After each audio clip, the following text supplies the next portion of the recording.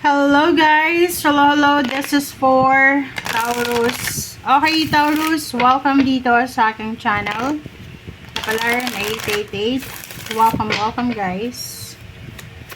Alamin natin kung anong messages, vibration, gabay energy para sa lahat ng Taurus. Okay. Taurus, number 7, energy. So, meron kang hinihintay. May hinihintay kang okasyon, celebration, happiness, happenings. Sinasabi ng bara sa'yo dito na parating na siya. Maybe this is parang unexpected pregnancy. Posibleng meron dito mga unexpected happenings na hinihintay mo. Conscious of luck. So, sinasabi ng bara sa'yo dito na masaya ka or magiging masaya ka, Taurus, kasi yung mga financial issues mo sa buhay, yung mga financial problems mo ay posibleng may sagot na. Okay? May kasagutan na. Siguro kung dati, maybe few months from now, medyo nai-stress ka kasi nahihirapan ka, siguro marami kang obligations, duties and responsibilities, and nahirapan kang mag-budget ng salapik ng pera mo, ng sweldo. But now, nakikita ko na medyo okay na. Medyo nakaka-recover ka na ng pakonti-konti.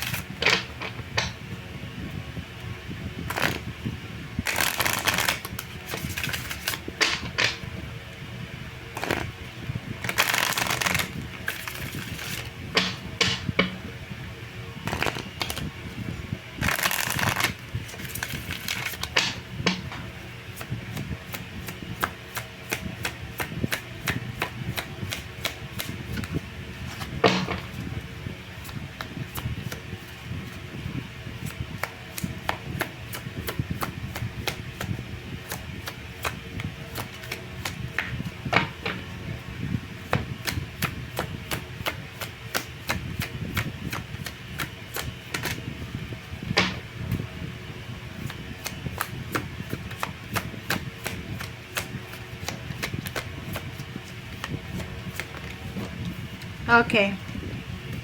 Taurus, reflect on your priorities and trust the universe. Okay. So, sa ngayon, sinasabi ng bara sa'yo na para maiwasan mo na itong consciousness of lack, kasi pwedeng marami kang pinagdaanan na financial problems or financial issues sa past dahil siguro sa maling pagbabudget or whatever man. Ang sabi ng baraha mo sa'yo dito na kailangan mong pag-isipang mabuti yung mga priorities, yung wants, yung needs, and then gawin mo lang kung ano yung nararapat. Okay, maging masipag ka, maging masinop, and trust the universe, trust your intuition, trust yourself, 'di ba? Yung kakayahan mo, yung skills mo, magtiwala ka na lahat ng yan, lahat ng mga pagsubok na yan na pinagdadaanan mo sa pera, mariresolve mo yan. Okay? Yun lang naman yung yun lang naman yung importante sa buhay natin is kailangan matuto tayo sa mga nangyari sa atin. For example, kung marami kang napagdaanan na financial problems, alam mo kung bakit may financial problems ka. 'Di ba?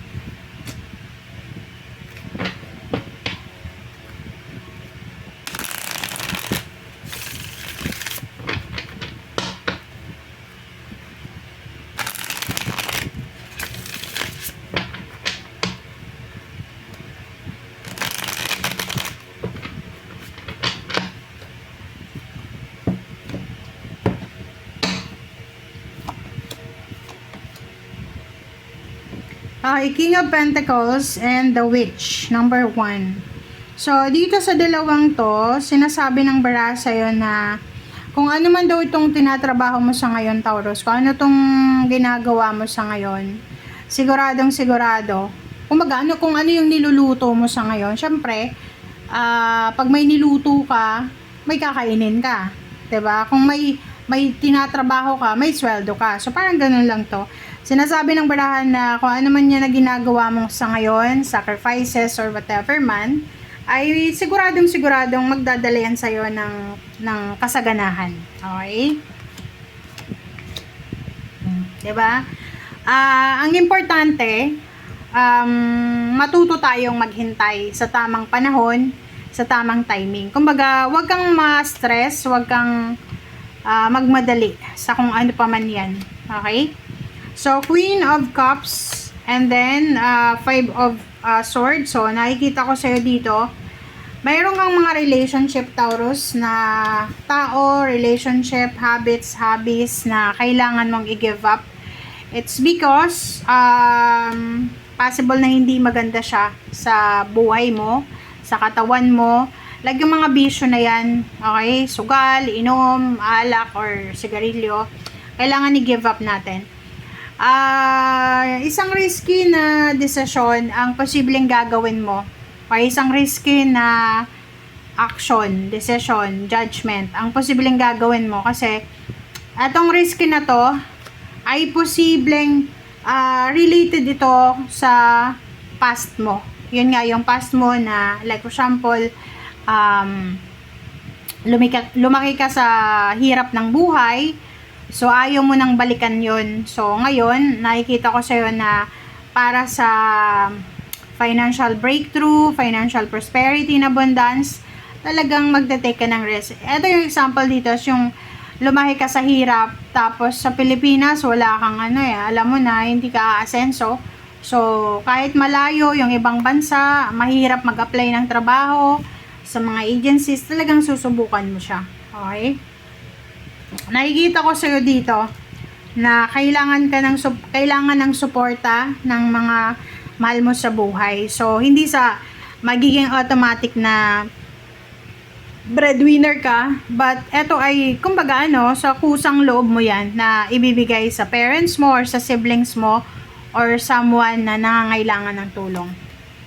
Okay? Protect yourself. Okay? May mga plano na posibleng hindi natuloy, but sabi ng barada sa protection. Pwedeng may mga relationship na naghiwalay. Okay? Naghiwalay na relationship dahil hindi maganda yon para sa kanya. Hindi sa sistema niya, sa health niya, parang ganon, or sa puso niya, pwedeng manluloko yon or kung ano pa man.